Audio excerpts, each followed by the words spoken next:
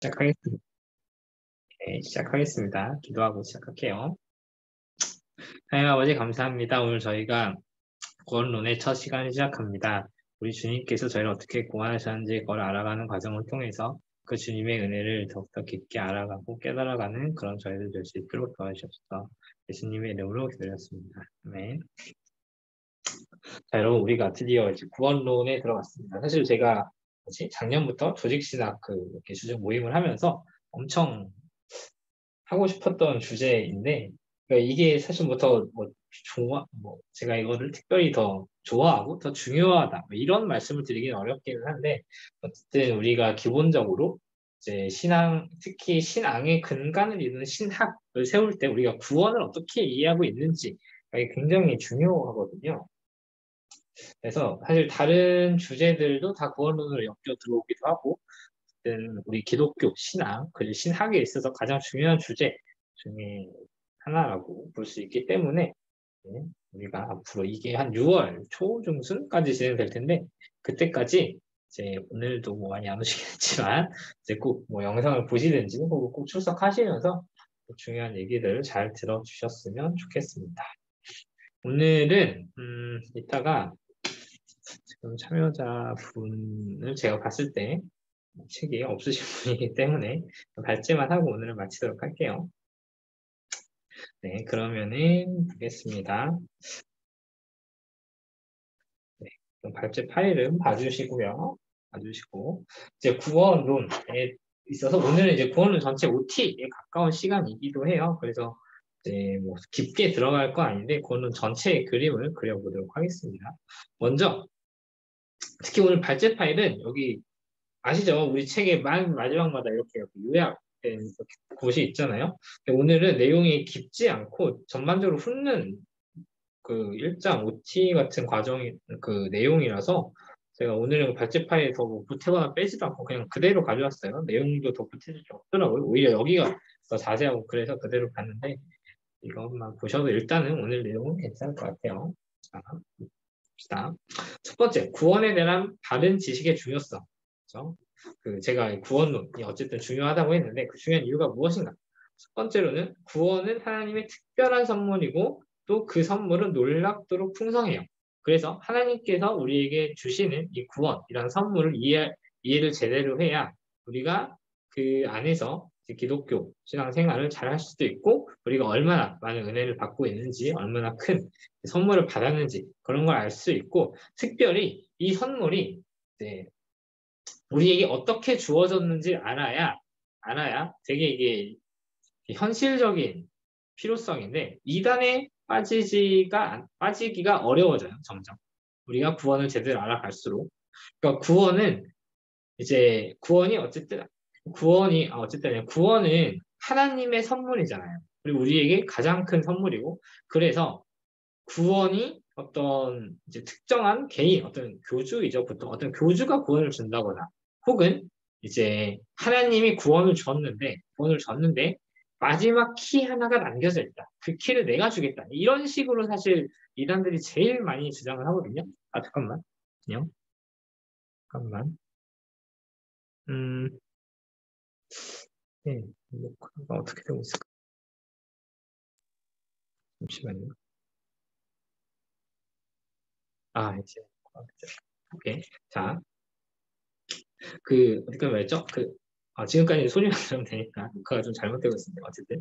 자, 그래서 이단에 빠지기가 점점 어려워지고 하나님의 바른 특별한 선물이라는 걸 이해하고 그리고 구원의 선물이 놀랍도록 풍성해서 사실 우리 기독교 신앙 체계에서 그 구원만큼 이제 더 놀라운 선물이 없어요. 그렇기 때문에 구원 말고 다른 거를 주겠다.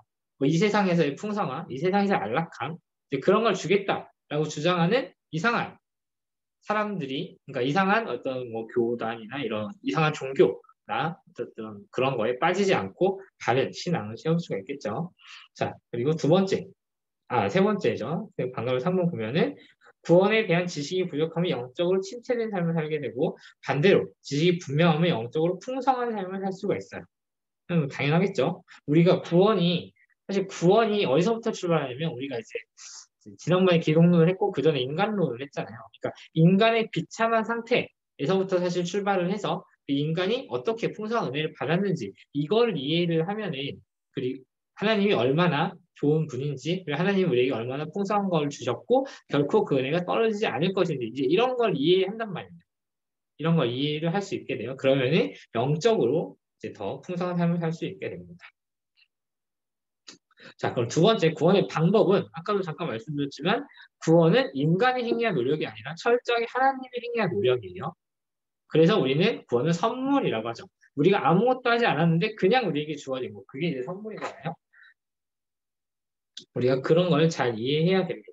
그리고 특별히 구원이 삼위 하나님의 공동 작품으로 주어집니다.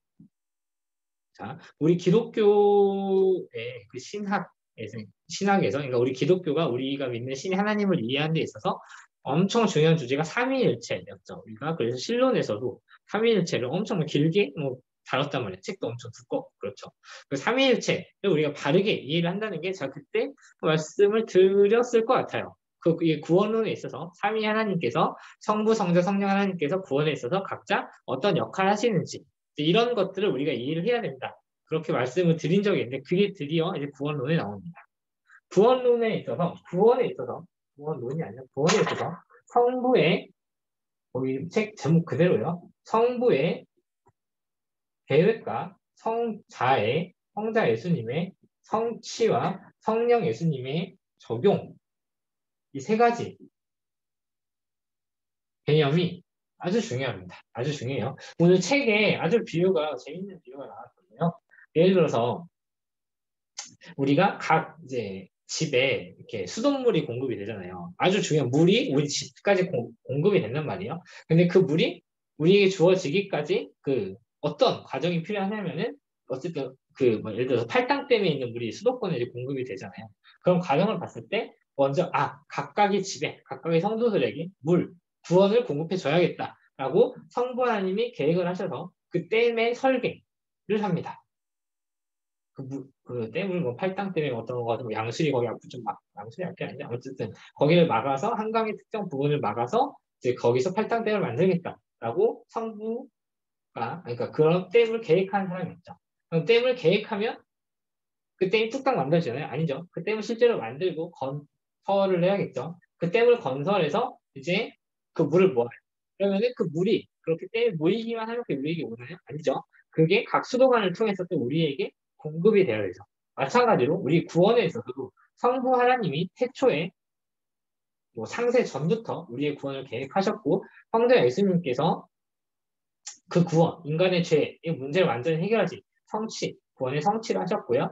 또 그 구원이 이제 우리의 마음속에 직접 적용되는 그런 성령님의 사역이 이게 통합돼서 했을 때 우리에게 비로소 구원이 완성되고 또 주어지게 됩니다. 이런 삼위 하나님의 과정을 잘 이해하시고요. 그리고 우리 책이 이 전반적으로 책에도 그래서 이제 성부의 계획, 성자의 성취, 성령의 적용 이렇게 세 파트로 우리 이제 이 구원론 책이 전개가 됩니다. 그러니까 우리가 이제 구원이라고 했을 때 단순히 나의 죄를 해결해 주시는 것 이렇게 끝나는 게 아니라 성부, 성자, 성령이 어떻게 이렇게 구원을 계획하시 성취하시고 적용하셨는지 이런 걸 더 깊게 이해하고요. 또 성부께서 계획하셨을 때 그 성부가 구원을 계획하시고 우리는 예정이라고 불러요. 특별히 이런 얘기 많이 들어보셨죠? 칼빈 혹은 칼빈으로부터 이제 정립된 예정론이라는 아주 은혜로운 교리가 있습니다. 남들이 들을 때는 이게 뭐야? 사실 신자들조차도 처음 들었을 때 이게 뭐야? 라고 싶지만 이거를 알면 알수록 이제 우리에게 선물로서 주어지는 아무런 우리의 노력과 행위 없이 100% 하나님의 은혜와 선물로서 주어질 그 구원을 잘 이해할 수 있게 될 겁니다. 이게 바로 다음 장의 2장이 아닙니다. 2장이. 그리고 우리가 이제 다음에 넘어가면 성자 예수님께서 구원을 어떻게 이루셨는지 그 구원의 성취에 대해서 배웁니다. 사실 우리가 이제 지난번에 바로 앞에 이제 기독론을 하면서 예수님이 누구신지 어떤 사역을 하셨는지 하면서 조금 이런 단어들을 많이 다루긴 했어요. 그것들이 오늘 이제 오늘부터 그쵸 시작되는 그 구원론에서 더 자세하게 나오게 됩니다. 이게 이제 3장이 됩니다. 3장. 성자 예수님께서 어떻게 구원을 성취하셨는지가 3장. 그래서 이거를 특별히 이제 구속을 중심으로 우리가 보게 될 겁니다. 대신은 빠르게 설명드리 넘어갈게요. 대신은 성자 예수님께서 이제 참 신이신 하나님께서 인간의 몸을 입고 그러니까 인간의 산 세상에 오셨잖아요. 그래서 인간 세상에서 하나님은 어떤 존재인가를 가장 깊게 보여주시는 게 성자 예수님의 성육신이었죠. 우리가 그 예수님을 통해서 하나님이 어떤 분이신지 이해할 수 있게 됐고요. 그리고 대속이라는 우리의 죄값을 대신 치러주셨고, 화목이라 함은 하나님의 진노를 해결해 주신 거, 그리고 구속이라 함은 이제 우리를 속량해서 구원해 주셨다. 뭐 그런 거죠. 우리가 지난번에 구속에 대해서 배웠고, 화해는 이제 우리가 하나님과 친밀하게 지낼 수 있게 된 거예요. 사실 화목과 화해가 되게 비슷하게 보이긴 하는데, 화목은 이제 진노를 해결해서 하나님의 진노를 해결해서 약간 중립적인 상태에 간 거. 그런데 그렇게 하나님의 진노를 해결한 것뿐만 아니라 우리가 더 친밀한 관계가 된 거죠. 그렇게 이해하시면 될 거고요. 최종적으로 죄와 그 사망의 권세에서 승리하신 예수님의 이런 구원의 성취의 과정들을 우리가 3장에서 보게 될 겁니다. 그리고 마지막 단계인 이제 성령께서 우리에게 구원을 어떻게 적용해 주시는가를 이렇게 보아요. 이게 사실 지금 몇 개 있죠? 10단계로 있는데, 이거를 조금 이제 신학적인 용어로 이런 과정들을 성령께서 우리에게 구원을 적용해 주시는 이런 과정들을 구원의 서정이라고 불러요.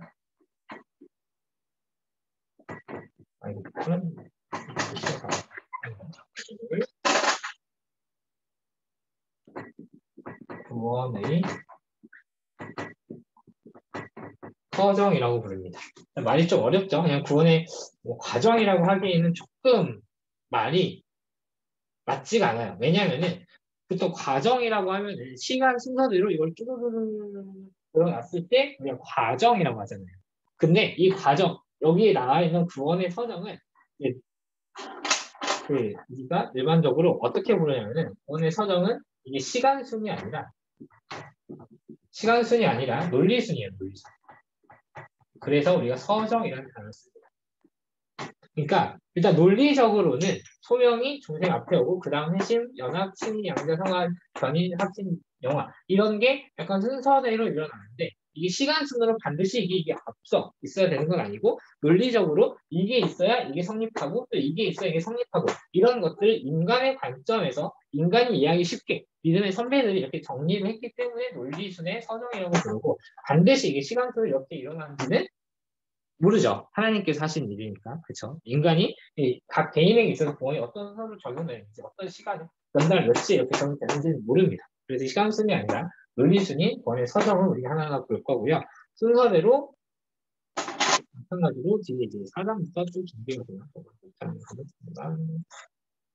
보면은 그래서 소명이 4장, 중생이 5장, 회심이 6장, 7장이 연합이 7장, 칭의가 8장, 양자가 9장, 10장, 11장, 12장, 13장이고 특별히 이제 보시면 여기 4부터 9까지가 여기까지가 과거고요.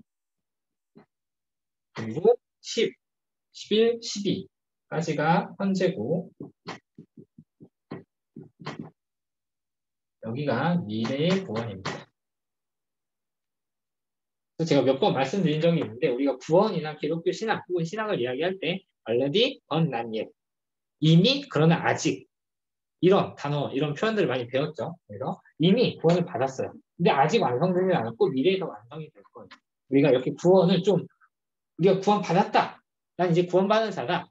나는 어떻게 그러니까 그렇게 좀 단편적으로 이해하는 것보다 과거에 내가 어떤 구원을 받았고 미래에 앞으로 또 어떻게 이제 구원을 받았고 받을 것이고 내가 그 구원의 은혜를 더 풍성히 누리기 위해서 지금 어떻게 해야 되는지 이런 걸 좀 입체적으로 이해할 때